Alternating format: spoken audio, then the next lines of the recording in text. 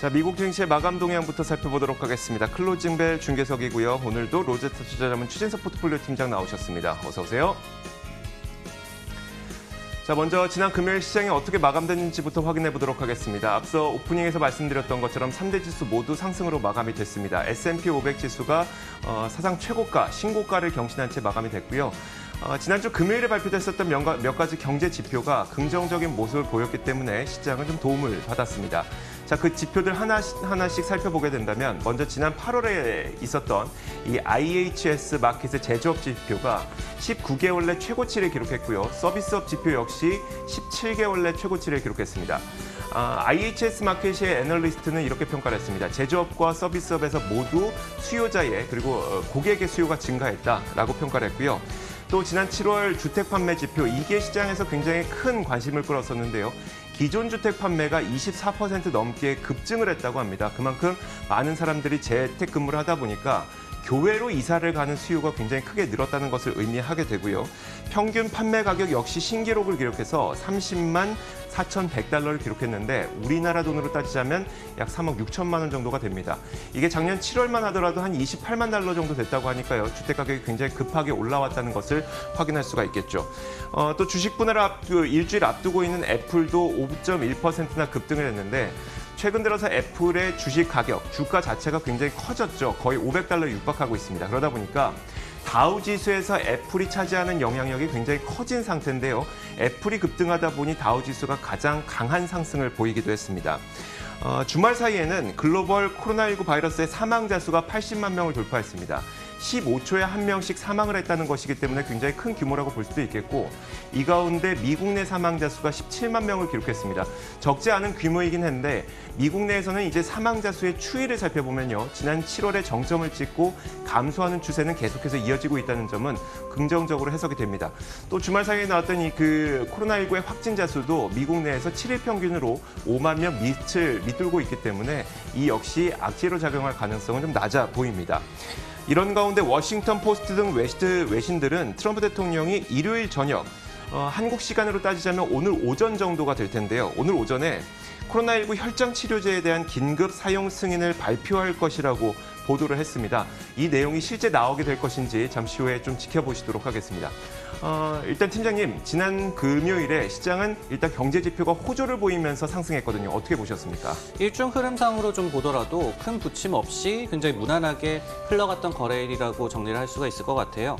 무난히 그러면서 장중에 최고점으로 좀 마감하는 모습을 보여줬는데, 무엇보다도 이 앞서서 정리를 해주셨듯이 제조업과 서비스업 PMI 및 이제 주택 지표의 호조가 나오면서 겨우니 같은 이 강한 경제 지표가 코로나19의 재유행이라든지 아니면은 미국에서의 추가 재정 부양 지연에도 불구하고 미국 경제가 굉장히 견고하다라는 자신감을 좀 뒷받침한 것 같습니다. 그러면서 증시의 투자 심리에도 굉장히 큰 도움이 된 것 같고요.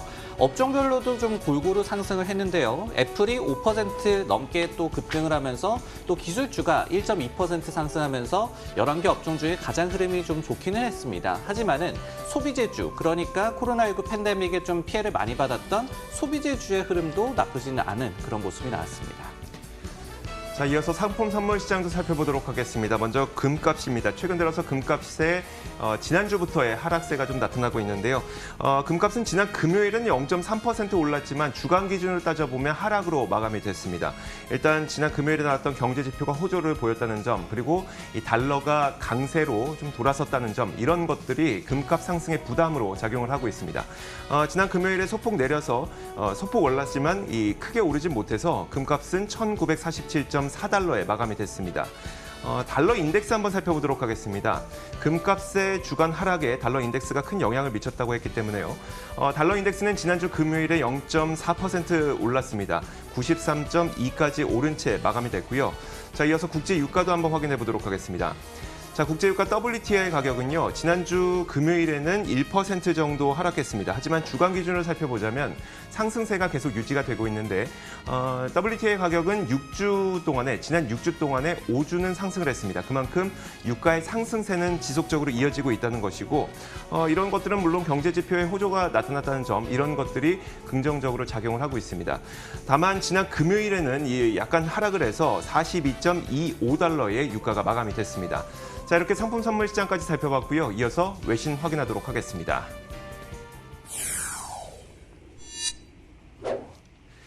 자, 첫 번째 뉴스부터 한번 살펴볼 텐데요. 팀장님 어떤 소식 들고 오셨을까요? 네, 지난 21일 금요일이었죠. 미국 증시가 모처럼 만에 양호한 경제 지표에 굉장히 좀 안도하는 그런 랠리를 보여줬습니다.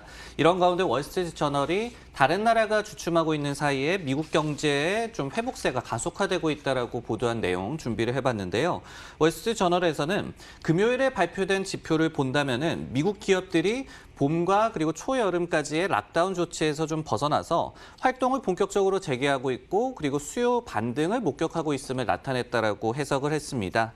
미국 경제가 7월에 코로나19 재확산이 됐고 그리고 재차 영업 중단을 좀 하는 그런 현상이 나타났음에도 불구하고 잘 대처하고 있음을 또 보여준다라고 분석을 했는데요. IHS 이 마켓의 복합 PMI가 8월에 이 18개월 만에 최고치까지 상승을 했습니다. 그러면서 제조업과 비제조업 경기 모두 큰 폭으로 좀 반등하는 모습을 이번에 보여줬죠. 캐피털 이코노믹스라는 기관에서는 솔리드한 지표였다라고 평가를 하면서 경기 회복 모멘텀이 좀 상실됐을 것이며 그리고 추세가 좀 부정적으로 전환됐을 것이다라는 우려가 현실화되지 않았다라고 긍정적인 평가를 좀 내렸습니다. 이 같은 상황 같은 경우에는 동일한 지표, 그러니까 복합 PMI가 8월에 51.6으로 오히려 전월에 54.9 대비해서 좀 큰 폭으로 떨어진 유로존과 또 대비를 나타내고 있다라고 월스트리트저널에서는 지적을 했습니다. 다만 좀 이 팬데믹이라는 굉장히 좀 이례적인 상황이 펼쳐지고 있기 때문에 지표를 해석하는데 좀 주의를 기울여야 한다라는 목소리도 존재하고 있는 것으로 나타났는데요. 앞서 말씀드린 캐피털 이코노믹스라는 기관에서는 PMI는 월간 단위로 비교하는 그런 지표이기 때문에 지금 팬데믹에서 좀 꼬꾸라졌던 미국 경제가 정상 수준까지 얼마나 좀 남아있는지는 가늠하기가 힘들다라면서 경계 심리를 조금은 좀 나타내기도 했습니다. 사실 미국을 살펴보자면 주택 시장의 회복세가 경기를 좀 지지해주고 있는 것으로 보이거든요. 미국의 부동산 경기가 이렇게 호황을 보이고 있는 원인에 대해서 어떻게 분석되고 있을까요? 네, 일단은 금요일에 나왔던 지표가 굉장히 좋았죠. 7월의 기존 주택 판매였는데 이 전월 대비해서 무려 24.7%나 늘어났습니다. 그러면서 예상치 14% 증가를 대폭적으로 좀 상회를 했어요. 그러면서 또 7월에 기존 주택의 중위 판매가도 8.5% YOY 기준으로 오르면서 30.41만 달러를 기록을 하면서 처음으로 30만 달러를 상회를 했습니다. 그리고 181개 지역 중에 174개 지역에서 집값이 또 올랐다라고 합니다. 이처럼 좀 집값 열풍이 그리고 부동산 경기가 굉장히 좀 호황을 보이고 있는 그 이유에 대해서 좀 생각을 해보면요. 일단은 무엇보다도 역대급 저금리가 좀 영향을 미쳤다라고 분석이 됩니다. 여기에 또 한 가지 더해서 재택근무가 확대되다 보니까 팬데믹에 물론 어려움을 겪는 사람들도 많습니다. 하지만은 그래도 코로나19에도 불구하고 일자리를 좀 사수하고 있고 그리고 좀 여유가 있는 사람들은 재택근무 확대와 더불어서 집을 또 살려고 하는 그런 수요가 좀 몰리고 있다라고 해석이 되고 있거든요. 결국은 기존에 또 집을 갖고 있는 사람들이 더 큰 집을 사려고 하는 그런 수요도 많았다라는 얘기가 되고 있기 때문에 내년의 수요 전망도 밝다라는 또 얘기가 많이 나오고 있습니다. 지금 화면에서 나오고 있는 것처럼 속보 한 가지가 나왔습니다. 제가 오프닝에서 좀 전해드렸던 것처럼 워싱턴 포스트 등 외신들에서는 트럼프 대통령이 오늘 오전에 이 코로나19 치료제, 특히 혈장 치료제를 긴급 사용 승인을 낼 것이라는 보도가 있었는데요. 조금 전 이제 뉴스 속보가 나온 것에 따르면 FDA가 코로나19 혈장 치료제를 긴급 승인했다는 소식이 나오고 있습니다. 잠시 후에 더 자세한 내용이 나오게 되면 저희가 업데이트를 좀 해드리도록 하겠습니다. 계속해서 좀 이야기를 나눠보면요. 팀장님, 이번 주에도 중요한 지표들과 이벤트가 예정되어 있는 것으로 알고 있거든요. 어떤 것들이 있고 또 어떻게 전망되고 있을까요? 네, 다음 이 재정부양 패키지에 대한 계류 상태가 좀 유지가 되고 있기 때문에 아직까지도 경기 회복세에 좀 문제가 없나라는 의구심은 들고 있는 그런 상황입니다. 그렇기 때문에 이번 주에도 경제 지표에 좀 민감하게 증시가 반응할 가능성을 저희가 생각을 해야 될 것 같아요. 중요한 지표들도 좀 많이 좀 예정이 돼 있습니다. 현재 시각으로 화요일에는 소비자 신뢰 지수와 주택 가격 지수, 그리고 수요일에 내구재 수주, 목요일에 2분기 성장률 수정치 잠정주택 판매, 금요일에도 개인 소비 지출과 개인 소득, 그리고 소비자 태도 지수도 발표가 예정이 돼 있습니다. 이 중에서 이 소비 지출이라든지 내구재 수주 같은 경우가 가장 좀 중요하다고 보여지는데 일단은 전달 대비해서는 좀 증가세가 둔화할 것으로 예상이 되고 있거든요. 즉 그래도 코로나19 재유행이라든지 이런 부분에 경기 회복세가 조금은 타격을 받았을 것으로 예상이 예상이 되고 있습니다. 이 같은 낮아진 눈높이를 과연 충족시킬지 좀 관심이 가는 그런 대목입니다. 여기에 또 한 가지 더해서 이번 주에 27일 목요일에 파월 연준 의장이 잭슨홀 연설을 하게 되는데 이 연설에서도 연준이 계속해서 최근에 경기 비관론을 나타내면서 시장에 좀 우려를 안겨주고 있지 않습니까? 그렇기 때문에 파월 의장의 연설에서도 경기와 관련된 또 전망에 좀 초점이 맞춰질 것으로 예상이 되고 있습니다. 네, 다음 뉴스는 이조 앵커의 픽입니다. 내용 확인해 보겠습니다. 자, 지난 주말 사이에 나왔던 내용인데요. 미국 내에서 자산 규모 10억 달러가 넘는 그러니까 작지 않은 기업들 가운데 46개 기업이 올해 파산 보호 신청에 들어갔다고 합니다. 지난 2009년 글로벌 금융위기 당시에도 38개 기업이 파산 보호 신청을 했었는데 금융위기를 뛰어넘을 만한 대규모의 기업 파산이 현재 진행이 되고 있다는 것을 의미하고요. 그 내용을 한번 자세하게 살펴보도록 하겠습니다. 이 기업들은 지난 8월 17일 기준으로 46개의 기업이 이 파산 보호 신청에 들어간 겁니다. 앞서 말씀드렸던 것처럼 2009년 글로벌 금융위기 당시에도 38개 기업이 파산 보호에 들어갔었고 작년에도 단 18개만이 이 파산 보호 신청에 들어갔었는데 그 모든 것을 뛰어넘는 굉장히 많은 기업들이 파산 보호 신청에 들어갔다는 겁니다. 문제는 여기서 끝이 아니라는 건데요. 파산 기업은 더 늘어날 수 있다는 것이죠. 이 데이터를 집계하고 있는 뱅크럽시 데이터닷컴에서는 파산 사이클의 첫 이닝일 뿐이라면서 위기가 심화된다면 전 산업으로 확대될 것이다라고 지적을 하기도 했습니다. 이게 과연 어떤 의미일까요? 사실 연준은 이번 코로나 팬데믹으로 인해서 무제한 회사채 매입, 유례없는 정책을 발표를 했습니다. 그러면서 이제 많은 분들이 생각을 하겠죠. 이게 연준에서 부실한 회사채까지 사준다고 하니까 설마 기업이 망하겠어? 라면서 저가 매수에 그냥 무작정 뛰어드는 경우가 많은데 그럼에도 불구하고 파산 보호 신청에 기업에 들어가는 기업들이 역사상 유례없이 많다는 것은 무작정 그냥 저가 매수에 들어가기에는 아무리 연준에서 회사채를 매입해 준다고 하더라도 파산 보호에 들어갈 수 있는 기업들은 아직도 남아있다라고 해석을 할 수가 있을 것 같습니다. 먼저 팀장님, 그 2009년 글로벌 금융위기 당시보다도 더 많은 기업들이 파산 보호 신청에 들어갔다고 하는데 어떤 의미일까요? 이달 초 같은 경우에도 특히 미국 내에서의 소매 유통점의 이 파산 신청 건수가 10년 만에 최고 수준을 기록했다는 그런 보도 내용이 전해진 바가 있습니다. 의미를 한 두 가지 정도로 뽑아볼 수 있을 것 같은데요. 첫 번째로 지금 파산 기업 같은 경우에는 소비 섹터에 좀 집중이 되고 있습니다. 관련 업종에 결국 일자리에 좀 위협이 가해질 것이고 그러면서 다시 한번 또 소비 경기가 악화될 수 있는 이런 악순환을 이 매크로 측면에서 저희가 염두를 해야 될 것 같고요. 두 번째로는 지금 파산 보호 신청을 하는 것에도 불구하고 이게 실제로 사업 청산으로 이어지지 않는 경우도 다수 좀 발생을 하고 있습니다. 올해 같은 경우에는 그런 상황이 좀 발생을 하고 있거든요. 즉, 이 같은 부분에 그래도 좀 안심을 할 수는 있겠지만 또 한 가지 생각을 해본다면 실제로 이런 파산 보호 신청을 한 기업들이 사업 청산으로 이어졌을 때 시장에서 받아들이는 어떤 충격파라든지 그리고 일반 시민들과 그리고 대중이 받아들이는 어떤 그런 충격이라든지 이런 부분을 또 다음 단계를 생각해야 하는 그 두 가지를 좀 생각해 볼 수가 있을 것 같습니다. 사실 그 파산 보호 신청에 들어가는 기업들이 더 확대될 수 있다고 전망을 했던 근간에는 위기 상황이 더 확산될 경우, 심화될 경우이거든요. 그렇다면 현재 이 미국 내에서 코로나19가 어떤 상태인지를 점검해 봐야 될 텐데 확진자와 사망자 어떻습니까? 네, 일단은 미국에서의 코로나19의 재유행 정점은 7월 말이었던 것 같습니다. 당시에는 일일 신규 확진자가 8만 명에 육박하는 굉장히 심각한 상황이 벌어졌었죠. 하지만 이후에는 그래도 좀 하향 안정세를 좀 찾은 것 같고요. 그러면서 최근에는 신규 환자가 한 4만 명대에서 안정화되고 있습니다. 그리고 사망자 역시 1,000명 내외에서 좀 유지를 하고 있는 그런 상황이 벌어지고 있습니다. 미국의 이 질병통제예방센터 CDC의 국장 같은 경우에도 이번 주부터 신규 사망자 수가 좀 감소할 것이다라고 점친 바가 있습니다. 그렇기 때문에 한 차례 좀 고비는 넘겼다는 그런 인식 아래서 이제 경제 지표에 대한 과거의 재유행에 대한 그런 영향 그리고 백신이라든지 아니면 최근에 또 속보가 나왔듯이 이런 치료제 부문에 시장의 초점이 좀 맞춰질 것 같습니다. 자, 좋습니다. 이렇게 저희가 지난 주말 사이에 나왔던 그리고 지난 금요일에 나왔던 여러 가지 이슈 살펴봤고요. 종목 뉴스 확인하도록 하겠습니다.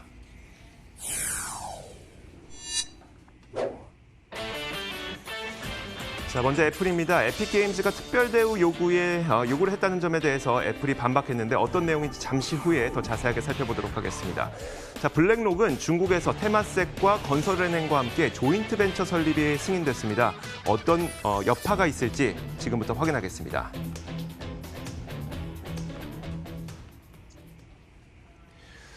자, 사실 애플의 주가 상승이 계속 이어지는 동안에도 어떤 불협화음, 뭐 에픽게임즈와 관련된 불협화음은 있었거든요. 어떤 내용일까요, 팀장님? 네, 최근에 인기 게임 포트나이트로 유명한 온라인 게임사죠. 에픽게임즈와의 소송전을 벌이고 있는 애플이 드디어 좀 반격에 나섰다라는 소식을 준비해 왔습니다. 애플이 21일 금요일에 정해진 규정을 지키지 않고 애플 측의 특별 대우를 요구한 쪽은 오히려 에픽게임즈 측이라는 내용을 좀 법원에 전달한 것인데요. 앞서서 8월 중순 팀 스위니 에픽게임즈 CEO 같은 경우에는 트위터를 통해서 애플이 우리가 이 특별한 딜을 원한다라고 한 것은 거짓이다. 그러면서 우리는 오픈 플랫폼 그리고 모든 개발자가 평등하게 혜택을 좀 받는 정책 변화를 원하고 있다라는 메시지를 남긴 바가 있습니다. 하지만 애플 측에서는 이번에 제출한 그 서류에서 스위니 CEO가 이메일을 통해서 에픽 측이 앱상 구매를 좀 우회를 해서 포트나이트 유저들이 자신들에게 직접 돈을 지불하는 그런 등의 내용을 승인해 줄 것을 요구했다라고 주장을 했는데요. 에픽 같은 경우에는 앱스토어 결제액 30%를 애플과 그리고 구글 같은 이 스토어를 운영하는 그 업자들이 챙기는 구조에 좀 반발을 해서 게임 내에서의 이 직접적인 결제 시스템을 구축한 바가 있습니다. 하지만은 애플과 구글 같은 경우에는 운영 규정을 위반했다면서 포트나이트를 앱스토어와 구글 플레이 스토어에서 퇴출시킨 바가 있거든요. 그래서 에픽이 지금 양사를 고소한 상태고 지금 소송전이 벌어지고 있습니다. 알겠습니다. 그 앱스토어에서의 과도한 수수료 문제는 사실 애플의 반독점 관련 이슈와도 이 연관된 단골 소재로 보이는데 그렇다면 이번 사안은 어떻게 진행될 걸로 보이세요? 일단은 월가에서는 다윗과 좀 골리앗의 싸움이 될 가능성을 높게 점치고 있는 것 같습니다. 이른바 이게 30% 컷이죠. 개발자들에게 수수료 30%를 애플이 물리는 그런 정책이 될 텐데 반독점 이슈에 좀 단골 소재로 좀 이용이 되고 있고 그리고 개발자들을 억압하고 있다는 그런 비판의 목소리에 또 근거가 되는 그런 사안이 되겠습니다. 하지만은 애플 측 같은 경우에는 지난 7월 말이었죠. IT 공룡 CEO들이 이 청문회에 출석을 했을 때도 30% 컷이 과도하지 않다라는 연구 결과를 발표한 바가 있었습니다. 여러 가지 내용이 있었지만 한 3가지 정도를 정리를 해드리면요. 첫 번째로는 앱스토어 대부분이 디지털 재화의 30% 수수료를 물리고 있다. 그러니까 우리만 그러는 게 아니다라고 얘기를 했고요. 두 번째로 소매업체라든지 여행 예약 사이트 등에서는 그리고 타 마켓플레이스에서는 서비스 수수료를 오히려 30% 이상 물리고 있다. 그리고 세 번째로 앱스토어를 통해서 소프트웨어를 배포하는 것이 오프라인 판매보다 용이하다. 그러니까 우리가 시장을 좀 활성화시키는 데 오히려 도움을 주고 있다라고 또 근거를 제시한 바가 있습니다. 이 같은 이유들 때문에 웨드부시라는 IB에서도 최근에 에픽 게임즈와의 소송에서 애플이 좀 패소할 가능성은 낮다라는 분석을 제시하기도 했습니다. 자, 그래서 그런지 애플이 이런 소송전에 휘말리고 있다고 하더라도 주가는 이제 뭐 하늘 높은 줄 모르고 계속 올라가고 있는데 요즘 애플에 대한 그 월가의 투자 의견은 어떨까요? 네, 시가총액이 처음으로 2조 달러를 돌파한 이후에도 파죽지세를 지금 보여주고 있죠. 앞서서 규제 악재가 좀 낮게 점쳐진다라고 분석을 했던 웨드부시 같은 경우에도 아이폰 12의 슈퍼사이클이 올 경우에는 주가가 현재 기준으로 600달러까지 갈 수 있다라고 좀 긍정적인 전망을 내비치기도 했습니다. 코인 역시도 역사적 수준 대비해서 더 큰 폭으로 애플의 주가가 상승하고 있다. 하지만은 서비스 위주로 좀 사업 구조를 변화시켰기 때문에 과거의 밸류에이션을 좀 들이밀 수는 없고 밸류에이션이 그만큼 좀 확장될 것이다라는 그런 분석을 내놓은 바도 있습니다. 다만 이 차익 실현을 좀 할 것을 추천하는 그런 목소리도 남아 있고요. 그리고 뱅크 오브 아메리카 같은 경우에는 이번에 에픽 게임즈와의 분쟁이 결국은 서비스 사업의 매출 타격으로 이어질 것이다라는 그런 분석을 내놓은 바도 있거든요. 그렇기 때문에 일부 좀 경계심리 그리고 최근에 너무 가파르게 오른 주가에 대한 경계심도 조금은 남아있다는 점도 염두를 하시면 좋을 것 같습니다. 네, 다음 종목 뉴스는 이조 앵커의 픽입니다. 내용 확인해 보겠습니다.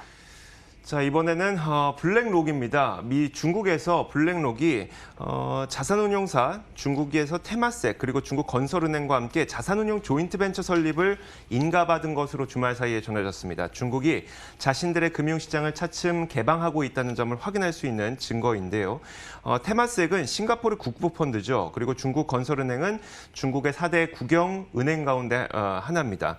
이 두 곳과 세계 최대 자산운용사인 블랙록이 중국에서 자산운용 조인트 벤처를 설립할 수 있게 된 건데 사실 이 내용은 지난 12월부터 아는 사람들 혹은 관계자들 사이에서는 암암리에 좀 퍼졌던 그런 내용이었는데요.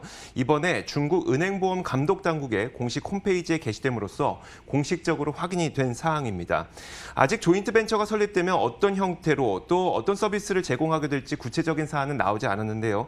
하지만 이 소식은 중국이 자신들의 금융시장을 개방하고 있다는 확실한 증거로 작용을 하고 있습니다. 아무래도 지난 12월에도 이런 소식이 있었는데 유럽의 최대 자산운용사인 아문디가 조인트 벤처 설립을 승인받았고요. 그리고 비슷한 시기에 UBS와 JP 모건도 조인트 벤처 설립을 승인받았기 때문에 이런 것들은 분명 중국 시장이 개방되고 있다라는 점을 특히 중국 시장의 금융시장이 개방되고 있다는 점을 확인할 수가 있습니다. 다만 그 중국의 산업은 워낙 국영 기업들이 지배를 하고 있고 그리고 또 민감한 부분은 여전히 개방을 하고 있지 않아서 앞으로의 실효성에 대해서는 얼마나 긍정적일 것인가는 물음표로 남아있긴 합니다만 차츰차츰 이제 시작인 것으로 보이는데요.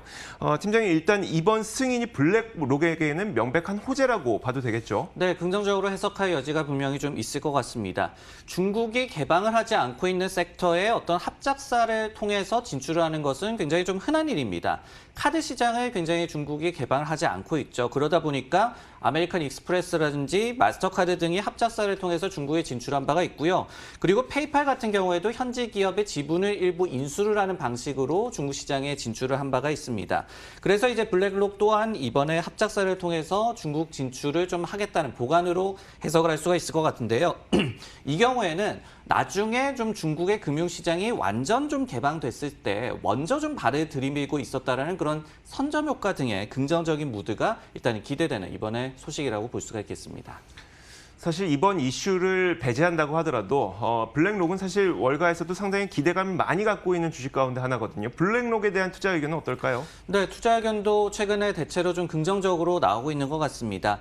마켓워치가 블랙록에 대해서 평균적으로 제시하고 있는 투자 의견이 바이고요. 목표 주가 같은 경우에도 646.73달러로 현재 주가 대비해서 10% 이상의 업사이드를 월가 IB들이 점치고 있음을 저희가 알 수가 있습니다.